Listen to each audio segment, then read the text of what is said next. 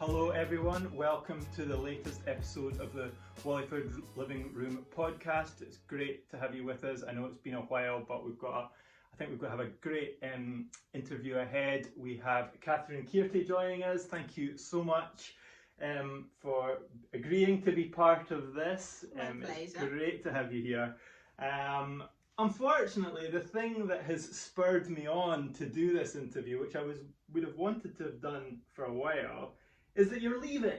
Yes. So that's a disappointing reason to be doing an interview because I'm really sorry. Yeah, we are.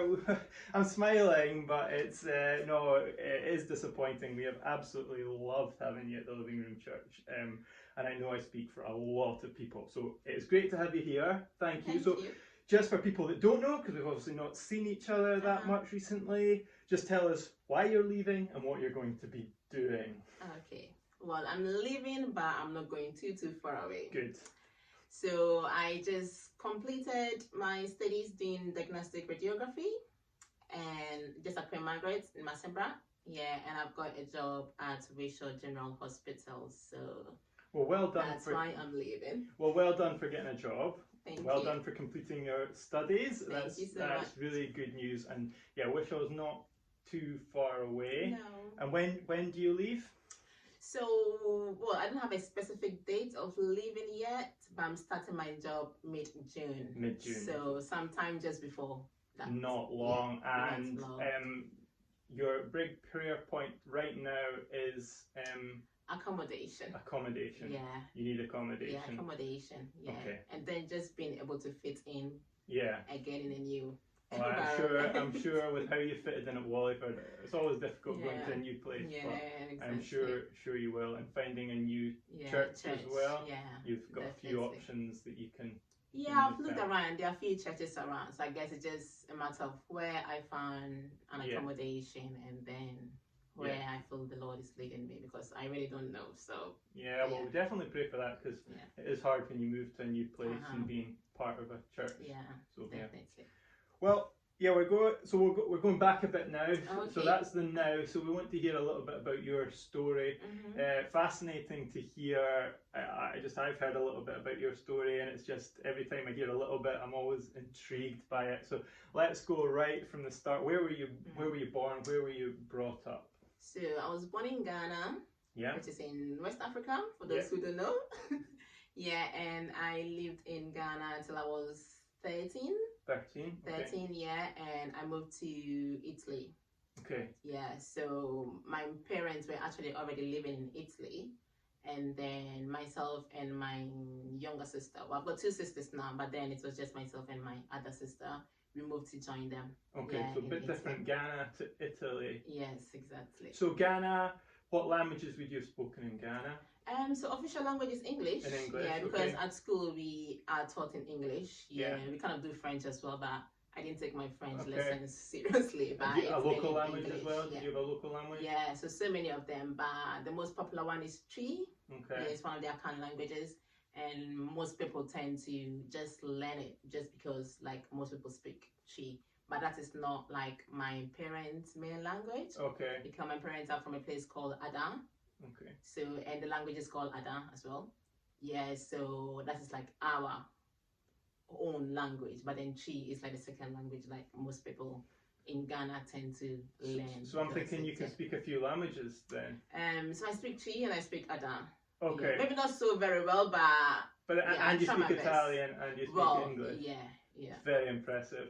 So why did they go to Italy if they could speak English? Why was Italy the place of choice? I think back then, Italy was one of the easiest European countries to go into, like to settle in. Okay, yeah, right. so my dad used to work on a ship. I can't remember exactly what he used to. I think he used to be like a help cook or something on ships, cruise going to different places.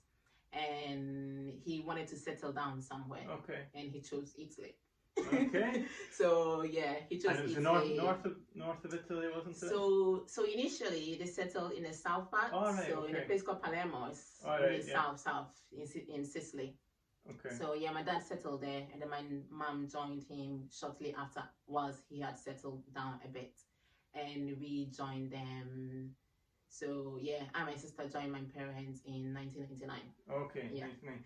Yeah. So you had spent a little bit of time without your parents. Was that exactly. how was that for you with them being in Italy and you being in Ghana?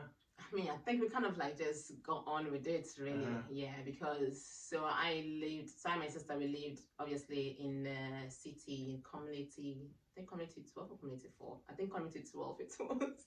And when my mom left initially, and my grandma came to live with us together with my so auntie. Grandma came and then we moved into a different city again called Ashiyama. And we live in the same house. So we were living with my grandma, my auntie was there, and my uncle was there as well. Right. Yeah. Wow. So I think in that culture a bit different from here. We're more of a kind of wider family community. Exactly. So not saying it was easy with your parents being a while, but that would have helped having a closer close-knit family. There's something nice, certainly nice about that community. Yeah. And my cousins were there. I didn't mention my cousins, but I had cousins as well. So and then we had just like compound house really. Okay. So even our house was open. Yeah. And we had all the other kids in the next house. So it was like really compound house, like So it was quite. Well, I mean, I don't know if it's different, but we were used to it. You were used to it. Yeah, you didn't know anything different. Yeah, exactly. And what was how you did you have electricity or a bit? Sorry to be ignorant questions like this. Oh no, it's fine. It's fine.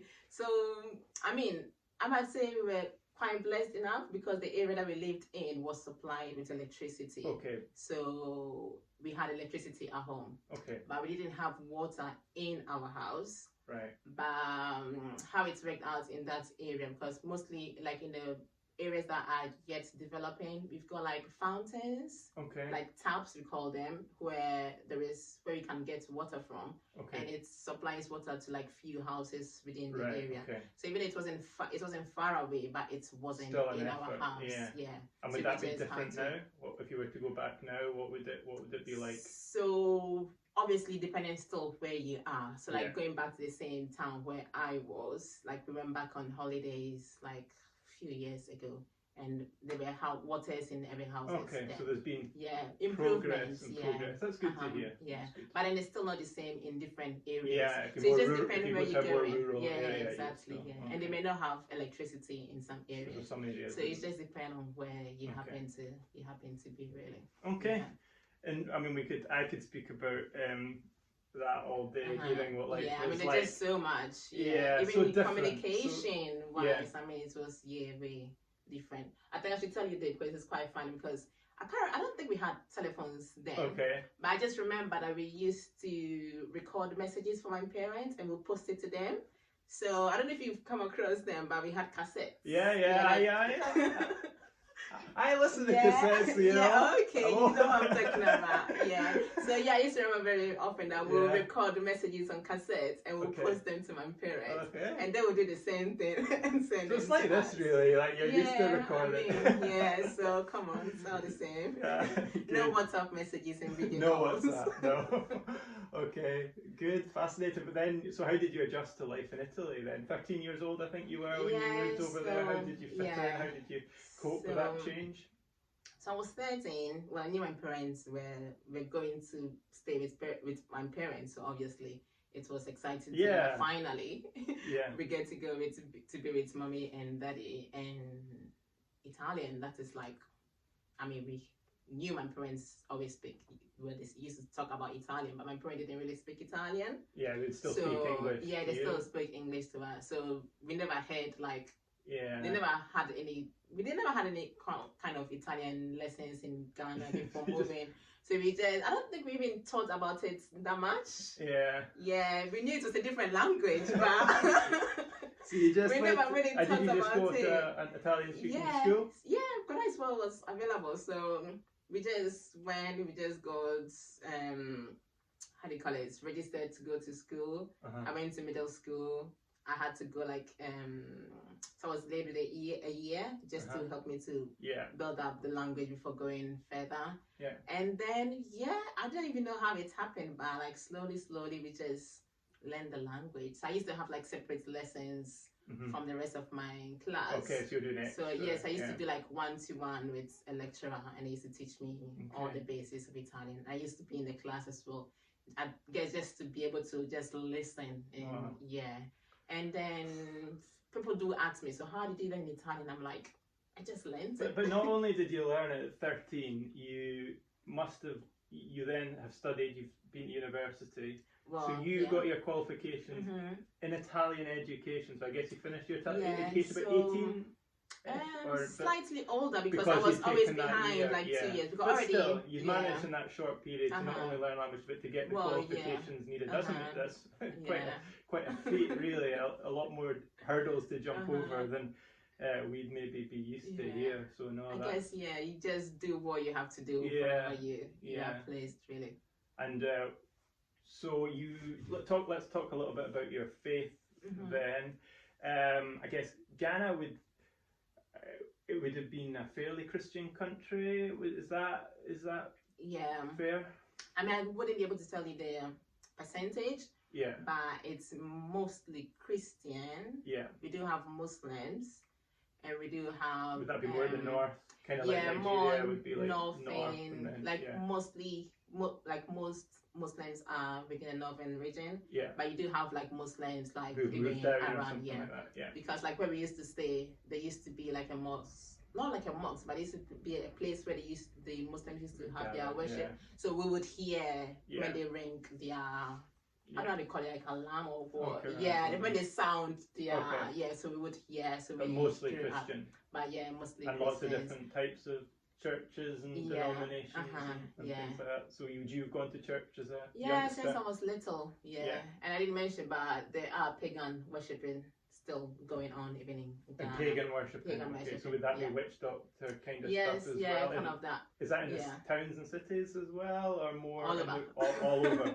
But mostly I would assume mostly. And would I be right in saying kind of mixed worship as well? So some people would mix your pagan type. Unfortunately. And the Christian as well. Yeah, my dad experienced that when he was in Uganda. There'd be like, he once said he went out for a walk on a hill, and at the hill they were burning some ritual, and he bumped into them the way down and asked them, conversations, we're doing that, but we're away to church tomorrow. And my dad's like, how does that work? So there's a lot of mixed up kind of theology. Maybe not so much in the cities, but like you find that very much more often. Because some of those has become part of also the culture. But I think it's really understanding God has blessed us with different cultures, which is really amazing because that's what God is. But sometimes just understanding which part of the culture is godly. I'm not saying that just get rid of all the culture, but just understanding which parts of the culture still fits into the godly as like the Almighty God. and I think that applies to us here. There'll be things that we do as Christians that are cultural that may not be in a sense an absolute, and it's just working out what exactly. There's nothing wrong with culture. Culture can be good, but you've got to be careful what we should be doing. So and sometimes it's easier to see these things when you move to a different culture and you see it, you say, why do they do it that way? But when you're in amongst it, it's harder to kind of recognize. To recognize it. So it would have been quite a vibrant church then that you went to. Very charismatic. Very charismatic. I love it. Some good enthusiastic worship music. So that sounds good. And you then moved to Italy, which is, let's be honest, not known for its evangelical Pentecostal churches. So did you find a church there? So like most Italian will be like Catholic churches, but the African communities always, like, you would always find most Pentecostal evangelical churches that are African, mostly Africans. There are some Italian evangelical or even like mixed, but you find so many African, amazing. And it's just not just Ghanaians, but Ghanaians and so Nigerians, which are mostly countries that have moved there. Okay, so you went to a predominantly Ghanaian church then? Ghanaian, Nigerian. I think most of the church members were Ghanaians, and there were some Nigerians. Very few Italians. And I guess that helps when you're moving to a different culture, yes, country, definitely. if you know you've got that church community there. Yeah. So what about yourself personally? When did you become a Christian? What was your journey to that?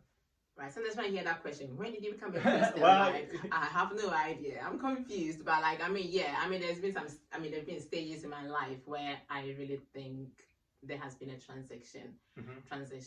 Because sometimes I think when we talk about Christianity, we use the word just because I'm born into a Christian home, so I'm a Christian. Because like my whole life, I've not known anything apart from church. I'm the same.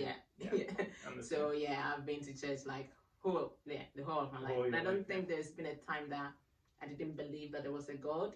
But obviously the understanding was slightly different. And I really loved like all the activities that we used to do in church. So I would go to church. You've never rebelled against it. I've not rebelled against the church. But I think when the transition came for me, it was when I was living by myself in London. Because when I finished high school in Italy, and at that time it was something like, oh yeah, you finished high school in Italy, everybody wants to go to London for some reason.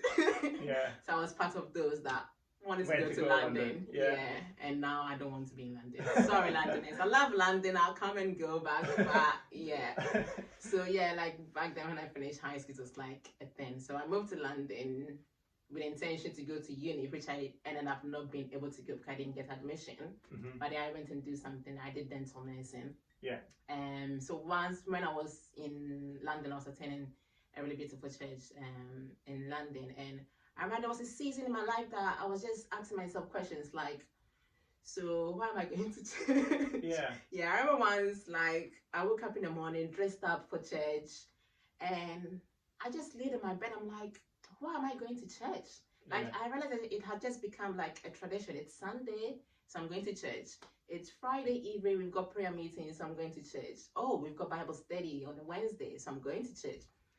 So it was really a season I was really asking myself questions. And I just remember I was listening to a sermon also online, and the preacher was talking about when when the gospel message, when it lives here and it comes here. So it's no more just the knowledge that you know about God, which you would have heard of. Exactly. And I would have told you so many, like, definitely I would have passed the test. Well, maybe, but then there was something missing. There was like a heart devotion missing, even though there was a physical devotion, because I loved all the church activities. And during that same time as well, I think it's just like, there is something missing and you're looking for that something somewhere else. And I just remember, it's not nothing drastic, but I was just looking for friendship in the wrong places. And I think church really, like the things that I knew from church really protected me because I had boundaries. And I'm like, I know because I go to church. And the thing is, like, all my motives were because I went to church, not because I had a relationship with Jesus, which is different. Because that's what true Christianity is. And so during that time, I was like looking for friendship in places. But then my friends wanted to do things that I knew because I was going to church. It didn't fit right. I should be doing certain things. So because I was refusing that, I was rejected because they want to do this and I don't want to do that because I go to church. And because a girl that goes to church doesn't do certain things. So obviously, I felt that rejection from them. And I remember I was sleeping, like I was in my room once, and normally when I go to sleep and I listen to music, God has used music in my life. Like, I'm not like a musician or anything, but God has really used music so much to speak to me. And normally I would listen to music and fall asleep and my computer would go off. But then I woke up this morning and a song was playing. It's about friendship with Jesus, that he never leaves you or forsakes you, that he always remains your friend. I understand why my computer was still on, because at that time of the morning, it should have gone in standby. But just lying on my bed and listening to the words of that song, which is a song that I had always heard, but it didn't really mean much to me. And it's just, and it's not like some sort of like amazing, like, but just, it wasn't like just the lyrics of that song just spoke to me. It was just a very short, like it's a very short music, and it just spoke to me like, I've got Jesus and I'm looking for friendship elsewhere, and Jesus he's there for me. He has always been there for me. But the question was like, where am I? Yeah. Am I with him in that friendship, or am I just having him on a Sunday morning and at a prayer meeting, and then the rest of the week am I doing my own thing? Yeah. So that was when the shift came for me. And I just remember going down on my knees that day, and I just prayed the prayer that I've always had. Yeah, that's amazing. But the thing is, I always thought, like, I've been to church so many times, and they've always done the altar call, and people will go for it, and they'll pray and they'll ask Jesus into their lives. But I always thought it was something that those from outside did. It didn't apply to me because I've always been in church. Yeah, so like that was like when the shift really came for me, and I really committed my life to Christ. And I really saw the difference from then, because I realized that when I take decisions, it wasn't because I go to church, it was because of my relationship with God. And even it wasn't just because, oh yeah, I know this is the right thing to do, so I'm going to do it. The Holy Spirit really testified in me, because the feeling, I don't know how to explain it, but it just feels different.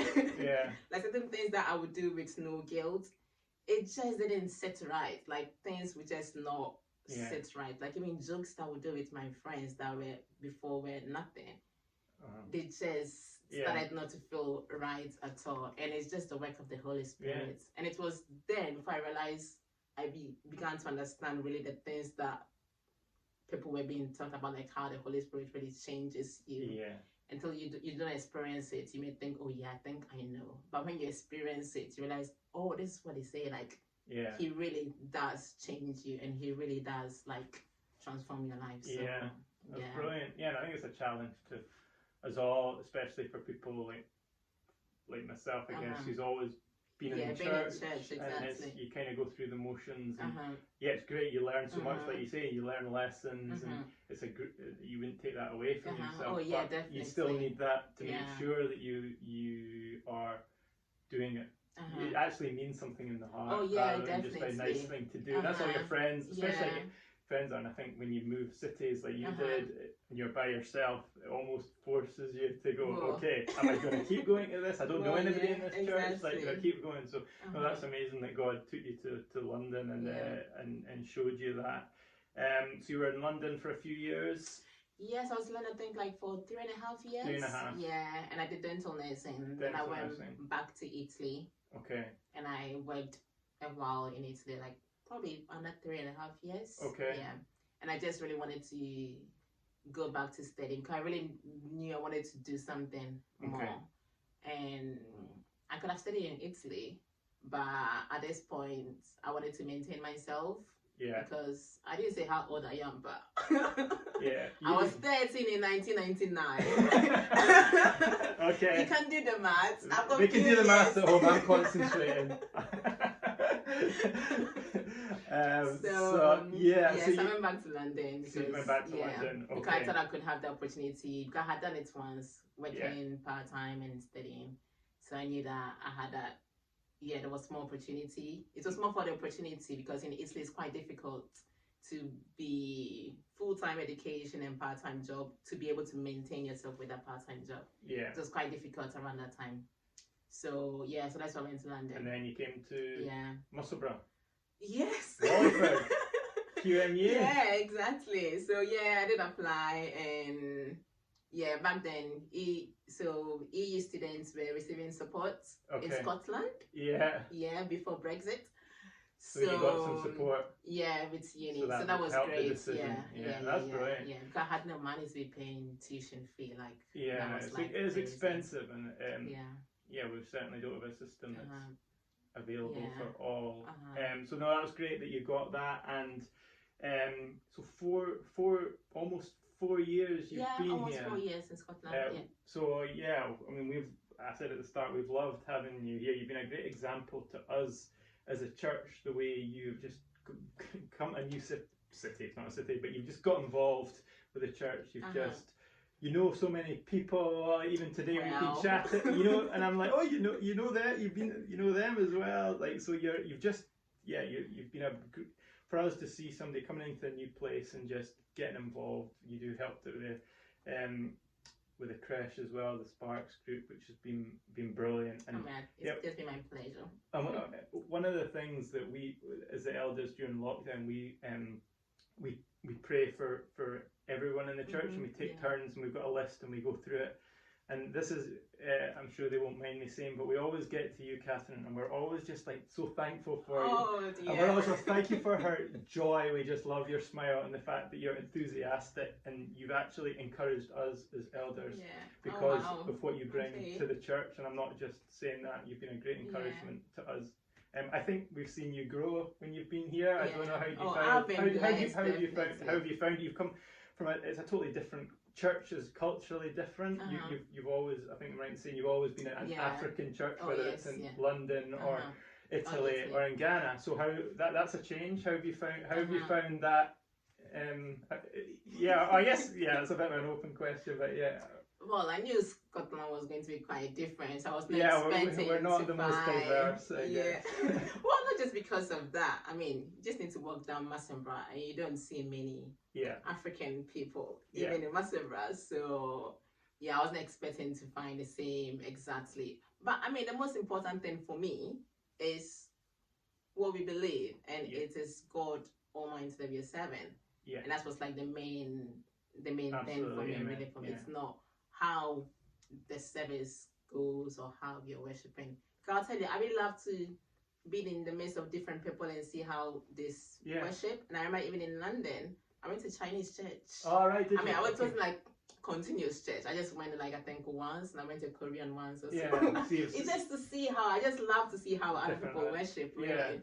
And I didn't understand anything in Chinese. I mean, there was a translator.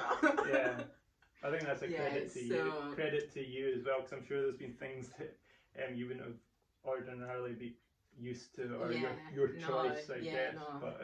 But you're absolutely right. It's I mean, sometimes the church hasn't done a great job at integration, but I think it's been, and we've got people from, I think Andrew said 13 or 14 different nationalities. So it's a great blessing that I think we have had, and it's something we're very fortunate for. So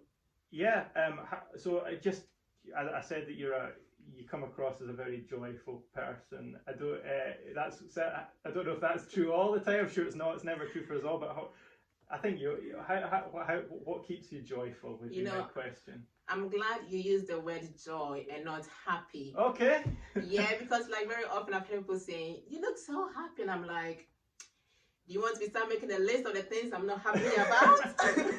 So there's a difference between being joyful. No, there is, absolutely. So I'm really glad you used the word joyful. Okay. So people have said it before, though, or like you do come across as a joyful person. And I think it's just grace. It's just God. Like, so I wouldn't say I was a miserable child because I don't think I was. But I think I had a lot of issues with self-esteem when I was slightly younger, and I wouldn't laugh or smile because I recognize that I've got a big, broad smile. Like when I laugh, all my teeth is almost showing.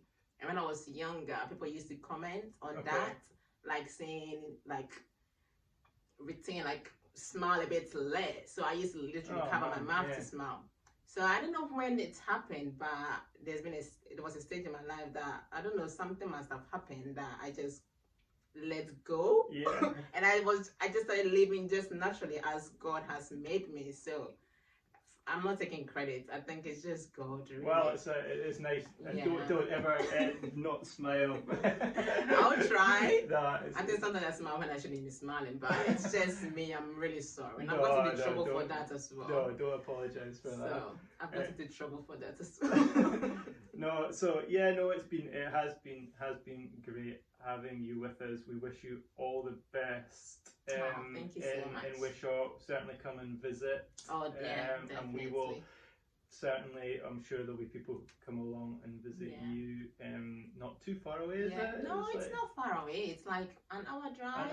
Yeah, the train is slightly longer, but it's like an hour drive. Okay.